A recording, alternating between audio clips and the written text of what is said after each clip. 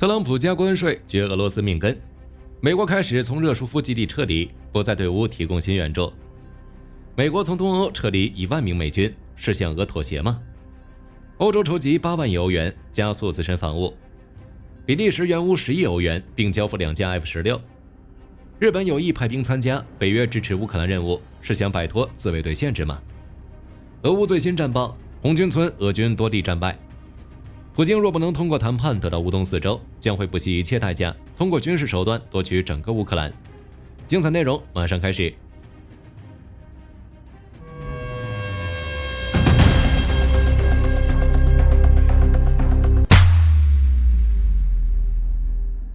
特朗普加关税几乎影响到了全球所有国家，其中包括乌克兰。不过乌克兰对此反应有限，用泽连斯基的话说，就是与美国贸易很小，只有37亿美元左右，不会对乌克兰经济产生重大影响。至于俄罗斯，特朗普给几乎所有国家加关税，但唯独放过了俄罗斯等少数国家。公开说法是俄罗斯现在正遭受制裁，没有必要加关税，或是美俄之间没有贸易。4月7日，特朗普在与以色列总理内塔尼亚胡会面时还强调了这一点，并公开批评俄罗斯不喜欢其轰炸乌克兰。当然，这些理由只是特朗普及其团队找的借口。虽然美俄贸易额不大，但还是有相当可观的贸易额的。真正不愿意给俄罗斯加关税的原因是担心这样的做法会破坏当前的美俄谈判。就火力军而言，特朗普对俄罗斯、对普京一直表现得不够强硬，与对欧洲和乌克兰的态度形成了鲜明对比。不过，特朗普虽然没有给俄罗斯加关税，但俄罗斯依旧受到了影响，并且极为严重。俄罗斯不仅股市暴跌，就连帝国根本的油价也在暴跌。据彭博社报道，特朗普加关税后，全球油价都在大跌，其中乌拉尔原油的价格已经跌到了每桶52.76美元，这远低于俄罗斯财政部2025年预算规划采用的每桶69.7美元的标准。相关分析师警告称，这将对俄罗斯政府造成沉重财政压力，未来几个月卢布可能贬值。而这些情况也让俄罗斯感到不安、恐惧。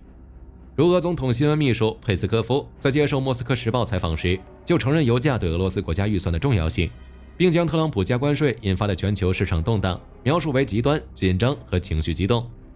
他表示，俄罗斯将密切关注这一局势，会尽一切努力将这场国际经济风暴对俄罗斯的经济影响降至最低。这情况大家熟悉吗？俄罗斯现在的低油价和上世纪80、90年代面对的情况一样，美国和欧佩克都有能力左右油价，而俄罗斯则对此毫无办法，这直接导致苏联的最终解体。一般来说，当油价下跌时，产油国会采取措施应对，通过减产来提高油价。不过这需要产油国家采取一致行动，但问题在于，总有人试图多产油来增加更多收入，从而破坏产油国的一致行动，尤其是俄罗斯。否则的话，沙特和俄罗斯也不会在2020年爆发价格战。当时，沙特通过价格战几乎把俄罗斯赶出石油市场，这侧面证实了俄罗斯在石油市场上尴尬的影响力。说高不高，说低不低，总在叫得最凶的时候被揍得最惨。而现在，沙特又在释放增产的信号，其宣称能够在几个月内将产量从目前的每天900万桶增加到1200万桶。这意味着沙特在占领更多市场份额的同时，也将进一步拉低油价。这对俄罗斯可不是什么好消息。若乌拉尔油价持续低于每桶55美元，将对俄罗斯经济构成严重风险。就火力军而言，油价降低对俄罗斯造成的伤害要远胜过北约对俄罗斯的制裁，就是不知道特朗普此举是有意攻击还是附带杀伤。与此同时，美国开始在欧洲实施2大撤离行动。基辅独立报4月8日援引美国陆军欧洲和非洲司令部的报告称，美国人员和设备将从波兰的热舒夫、贾西翁卡机场撤出。报道称，美军的此次调整是与波兰和北约协调后做出的决定，属于优化美军军事行动的更广泛战略的一部分，旨在提升对盟友和伙伴的支持水平，同时提高运作效率。但出于安全考虑，美方拒绝透露撤离日期等具体细节。我们都清楚，热舒夫、贾西翁卡机场接近乌克兰边境，是对乌援助的最大物流枢纽。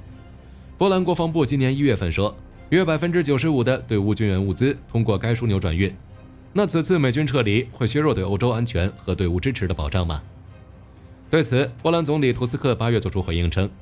美方已提前通知波兰，并保证该行动绝不意味着削减驻波兰或驻欧洲的美军兵力。波兰国防部长科西尼亚克·卡梅什也表示，美军从热舒夫、加西翁卡机场撤出的人员和设备将会重新部署到其他区域，而该物流枢纽的防务和运营工作将由德国和挪威军队接手。他强调说，美军并未撤离波兰，这只是此前计划好的部队调动。至于对乌支持方面，火力军怀疑，在拜登承诺援助运送完毕后，美国可能就不会再向乌克兰提供任何援助，对乌克兰的援助也将逐渐被欧洲所主导。另一方面，美国还计划从东欧撤走多达1万名美军。据 NBC 新闻4月8日的报道，美国国防部高级官员正在考虑从东欧撤出多达1万名士兵。报道称，这1万名美军来自前拜登政府于2022年为加强对俄防御，临时部署了2万名美军士兵，其驻扎在波兰、罗马尼亚和波罗的海国家。此举标志着美国从欧洲全面撤出一事已正式提上了议程。而且在特朗普及其团队屡次施压，要求北约盟国增加国防开支，并为欧洲安全承担更多责任的背景下，特朗普未来或许会将新增的部署全部撤出。可见特朗普虽然支持北约，但其更希望盟国自己花钱，减少对美国纳税人的依赖。那撤离计划一旦实施，会产生什么影响呢？首先，在对俄关系上会得到进一步缓解。据《金融时报》报道，此前在沙特阿拉伯举行的美俄会谈期间，俄罗斯曾要求北约全面撤出东欧，以作为实现关系正常化的条件。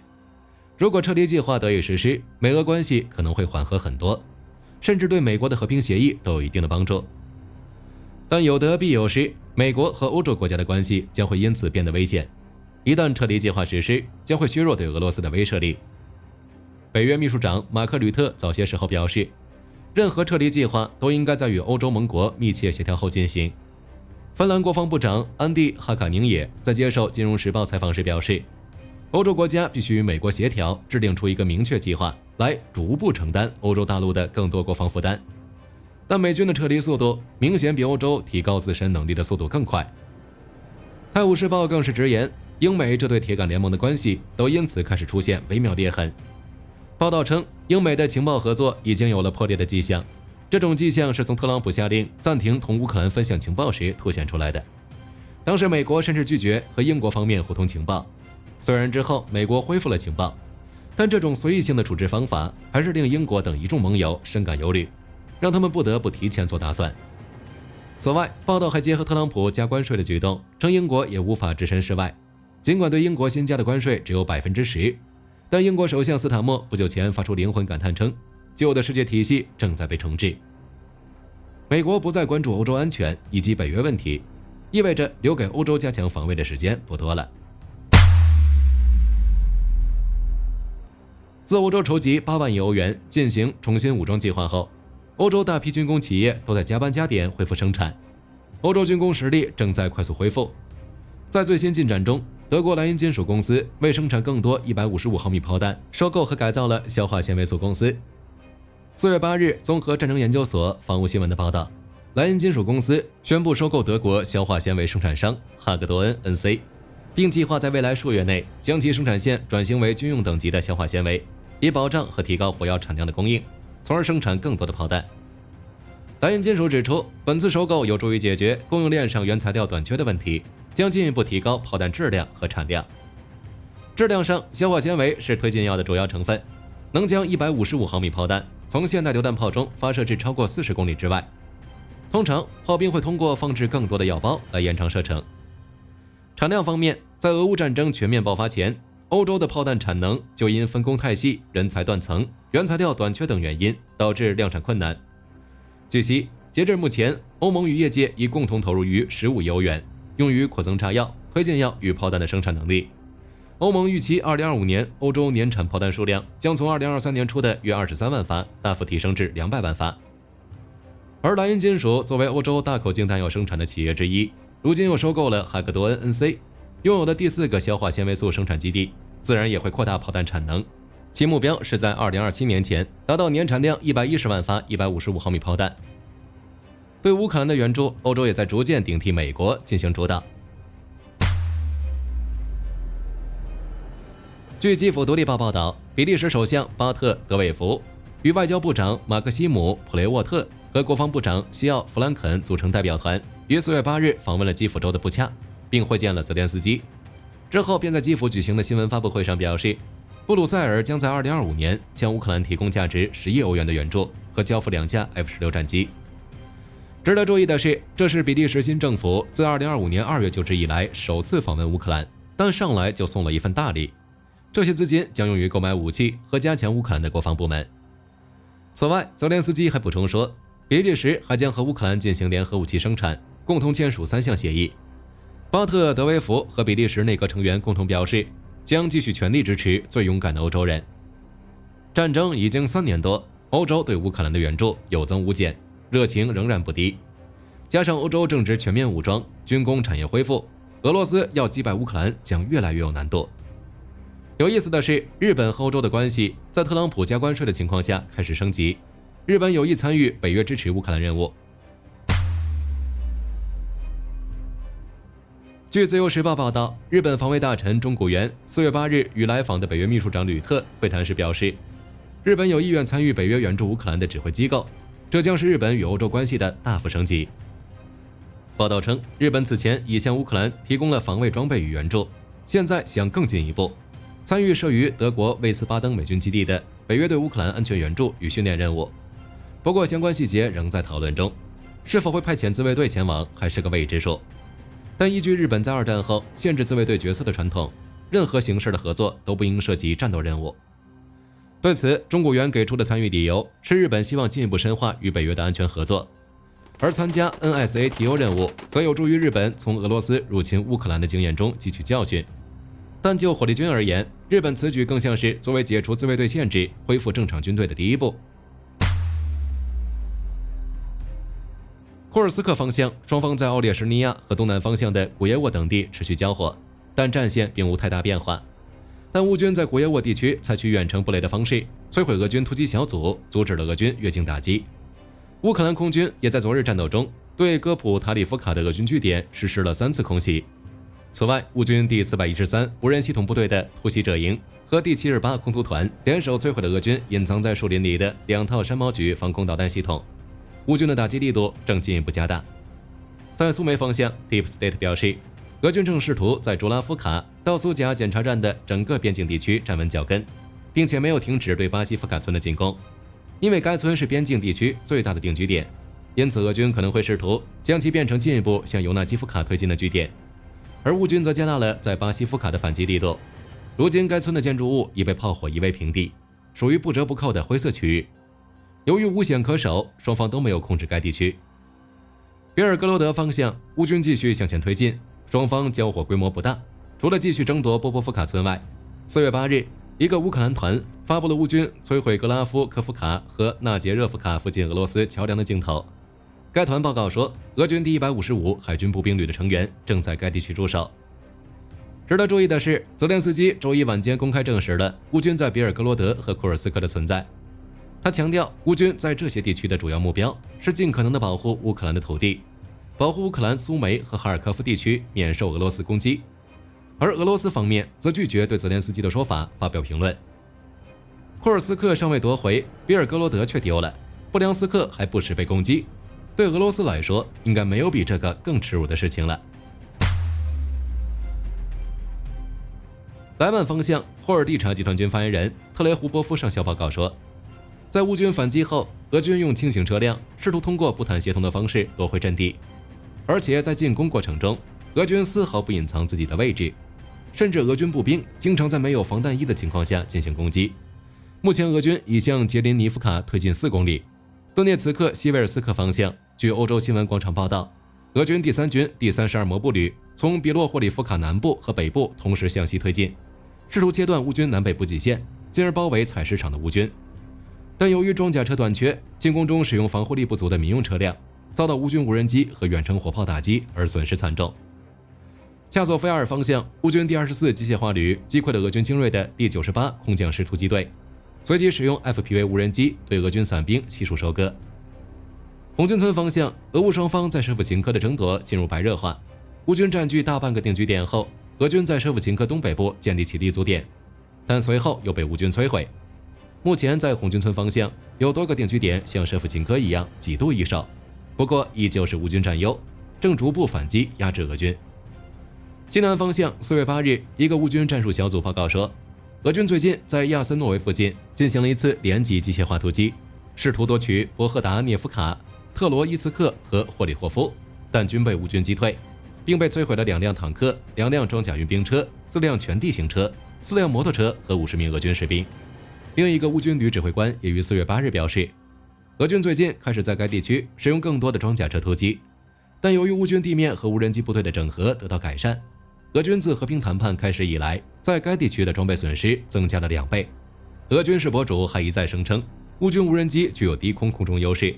迫使俄军不得不步行超过10公里进行轮换，并使俄军补给复杂化。战争研究所4月8日分析称，乌军通过无人机行动和局部反击，阻止了俄军切断 T0504 高速公路，包围红军村的企图，同时也阻止了俄军绕过红军村，进一步对托列茨克和科斯加季尼夫卡的施压，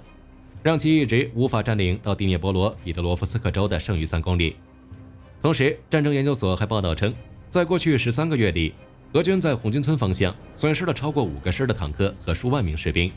凸显了普京若不能通过谈判得到乌东4州，将会不惜一切代价通过军事手段夺取整个乌克兰。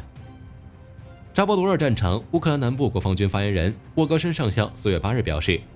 俄军继续以小规模团体和无人机在小谢尔巴基、斯捷伯维、洛布科维等地附近发起攻击，并对扎波罗热市到扎波罗热州东部的乌军补给线进行了火力控制。据乌总参谋部发布的数据显示，4月8日，俄军新增损伤1290人，被摧毁5辆坦克、43门火炮、17辆卡车。值得注意的是，在战斗中，乌军士兵对德国武器的评价很高，认为无论高技术兵器还是翻新武器都值得信赖。如乌军第44炮兵旅在近期的反炮兵作战中，利用德国援助的眼镜蛇反炮兵雷达，一举摧毁了俄军2门152毫米自行榴弹炮和一个野战弹药库。眼镜蛇反炮兵雷达是世界上最先进的反炮兵雷达之一，能在敌炮兵开火8秒内探测到敌方目标，并引导己方的炮兵进行精准打击。据悉，德国共援乌了300套眼镜蛇系统。又或是据图片报最新报道，乌军已开始使用德国 Helsing 公司提供的 HF-1 巡飞弹，其作战范围为45到50公里，能够打击俄军战线后方各种纵深目标。而且由于配备了 AI 制导系统，即便因为电子干扰或与操作员失去联系，也能够主动摧毁目标。该报还指出，在德国政府公布的2025年第一季度武器出口数据中，出口到乌克兰的武器为 5.73亿欧元，约占总批准出口武器 14.7亿欧元的 39%。总之，如今的俄乌战争，双方互有攻防，目前双方已进入消耗战，谁的资源枯竭，谁就会提前败下阵来。火力军相信，有着欧洲的支持，乌克兰会坚持得更久。当地时间4月8日，美国白宫新闻秘书表示，4月12日，美国将与伊朗进行直接会谈，美国中东问题特使维特科夫将出席会议。近段时间，针对伊朗核问题，特朗普曾发布多次声明，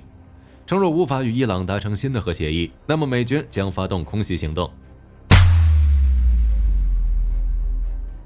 当地时间4月8日，美国国防部证实，